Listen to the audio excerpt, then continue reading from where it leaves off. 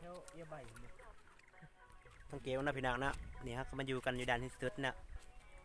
มึงไหลชดวะ นี่ดู นักเก็ตนี่บริเวณ เต็มเลยนี่คือบรรยากาศในด้านที่สุดนะพี่น้องเนี่ย มันเอาลงนั่น ผู้เดียวก็เป็นพี่น้องเอ้ยสร้างเป็นคนเท่านั้นว่าผู้เดียวก็เป็น สิพาทายที่ผม ตอนลงไปผุดสิ เออ เฮ้ยล่นลงกับแม่เนาะ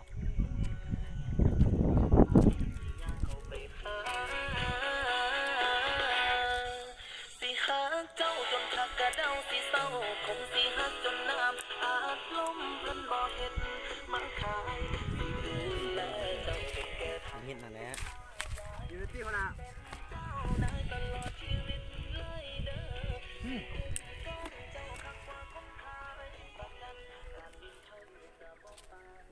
นี่คือแรงท่องเที่ยวธรรมศาสตร์เนาะเข้ามาเลยเต้าเหมือนว่า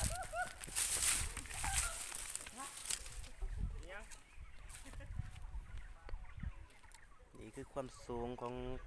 ด่านเนาะ พันกิโลเมตร1,500,000ไล่ ความสูงกับเฉลี่ยประมาณอยู่2 หรือ 3 ดอยเนาะความสูงของ ไล่ก่อนอีก เขาว่าเพื่อที่ซื้อเนาะนี่คือว่าเขตทำอิฐเนาะมาท่านเด็กฮอดเขตต่อไปคือว่าญี่ปุ่นพุ่น เบื้องข้างในมาเฮ็ดบุญ เห็นว่าทาซาน นี่คือเขตต่อไปเนาะ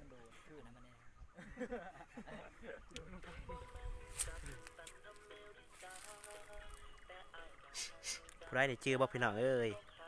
ไปที่เว้ยย่างไปเลยปะ